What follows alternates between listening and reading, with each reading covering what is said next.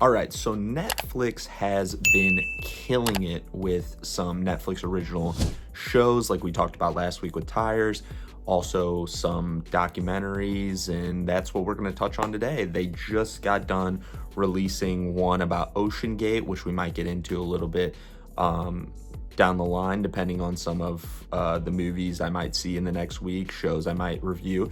But the one I really wanted to touch on, because it's something I'm very interested in and something that I know a lot of people are, is Travis Scott and the Astroworld Fest documentary.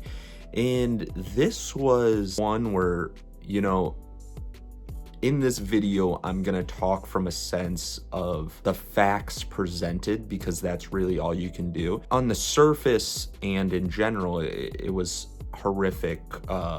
9 people were lost, and hundreds hurt in a crazy situation that we'll get into in this talk right now.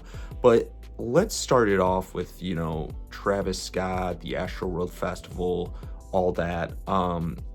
I have been a fan, and so is Ian, and, you know, millions of people are fans of Travis Scott's music, his identity, his, you know,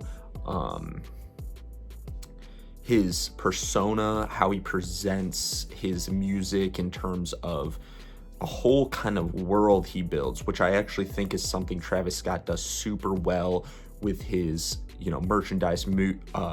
He's done a movie for Utopia. He's done, you know, a bunch of stuff with Astroworld. I still think Astroworld is one of the coolest presentations of an album ever. And I was lucky enough to go to an Astroworld concert back in 2019. And I saw firsthand how crazy Travis Scott concerts are. That's what he likes. He calls his fans ragers. He loves to, you know, thrive on the chaos that he brings, as well as he wants that to be reciprocated, and they talk about that in the documentary. He is very a performance-driven artist, which is great, but with things like this and how this situation was handled, it is very it's hard to, you know, look into this documentary and not look at some of the other, you know, facts that were presented that are hard to really ignore.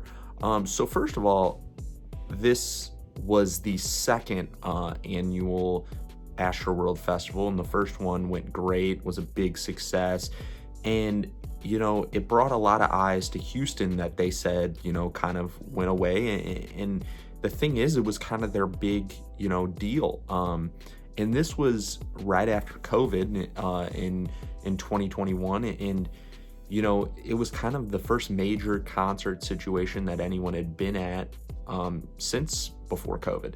So in that light, you know, I will say that wasn't looked into as much in this documentary. I know people are going to ignore that and stuff like that. The reason why I say it is because there was over a year and a half, 2 years where there was no concerts, no facilitation of people looking over events, which, no matter what people say, if you're not doing it on a daily basis, if you're not doing it all the time, there are things that can go wrong because you're not prepared. And that, you know, goes on to people having to do their job, which, you know, in this particular instance, they didn't do.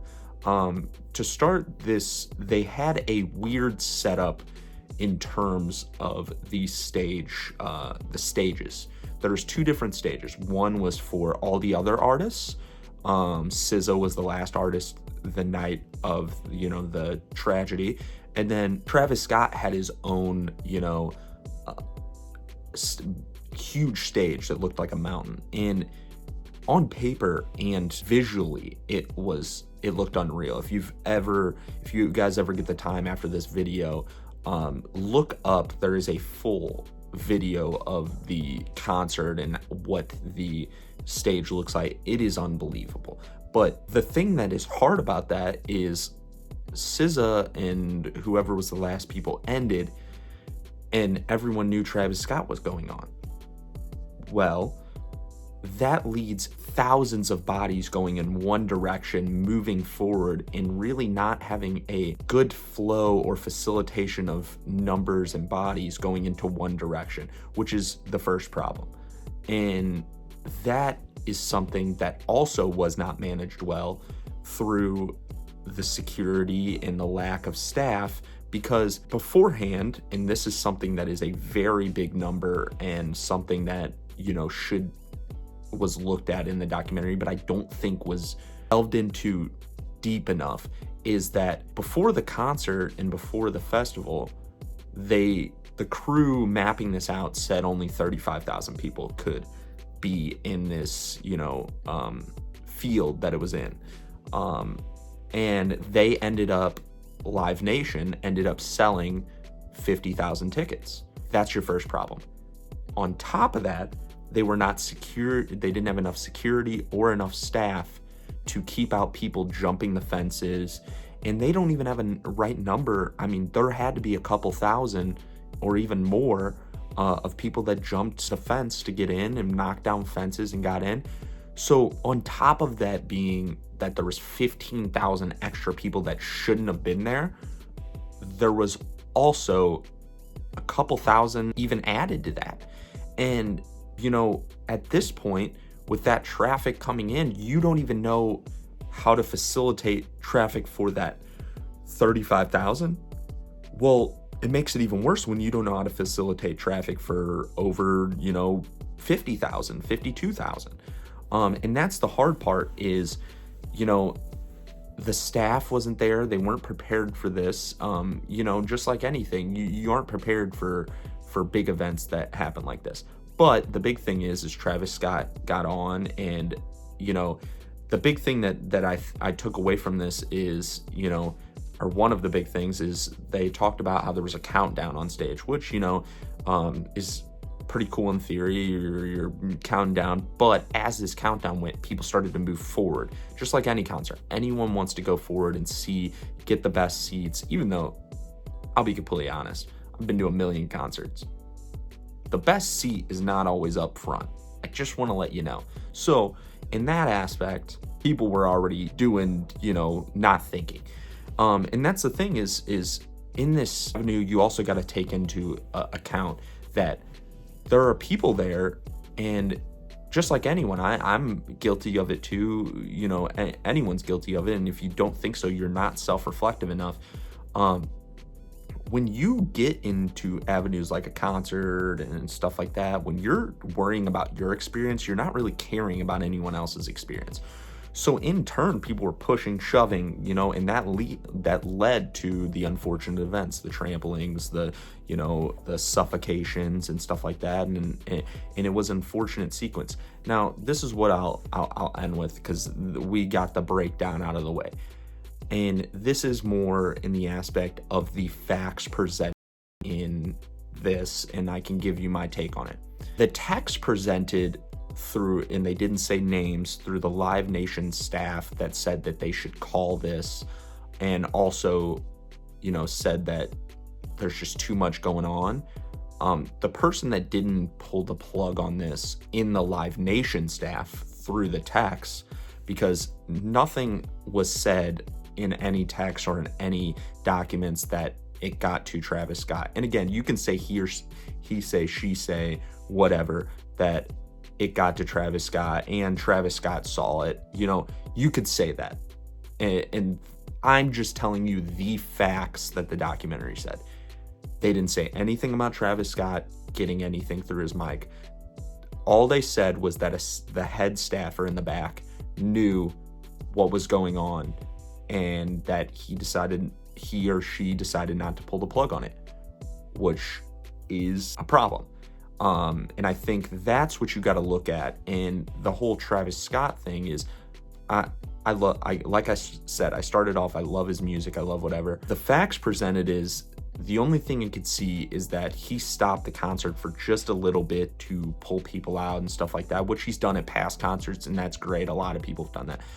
But it's hard for me to see some of these videos and see people jumping on, the top and the camera crew and all that, and not thinking that you know, some of the staff didn't tell him or that there wasn't anything around. It's hard for me to believe that. So my thing is I'm not going to say something about Travis Scott in that aspect. That's all I will say, because there wasn't anything presented in documents. He, you know, with him, all that it was, which is clear as day, is that it was painted in the back for the Live Nation crew. And again, you can, at the end of the day, lives were lost for no reason. And that, again, is terrible. And I think this documentary really paints it well, and you get to see the experiences and the terrible experiences that these people had to go through. And I've been doing hundreds of concerts, or not hundreds, a good bulk of concerts. And I've been lucky not to obviously go through this situation. And, you know, I can only imagine what these people go through now, like looking back and in the moment. And, you know, it is something that these people will never forget, and it's unfortunate. So my thing is I want you guys to look into it and be here. I just wanted to present the facts, say all this. I do think there should have been something carried out in a court of law, mainly for the Live Nation situation, because there are facts and documents, you know, pointing to they knew what was going on. They sold the tickets. They did this. So that's the problem. But I would highly recommend you guys watch this, look into it. It's crazier even than you think it is. And when you get in this documentary, you'll see it's a lot of hard hitting, you know, moments in this documentary. And it's something that I think was important to see, because not all the facts have been presented. But let me know what you guys think in the comments. Also, let me know some of the other stuff that you guys would like me and Ian to review. We're going through a lot. We're upgrading the channel. We're really, you know, funding, you know, an experience, and hopefully something that you guys want to be a part of. So thank you. 'Cause when I see in your eyes, I hear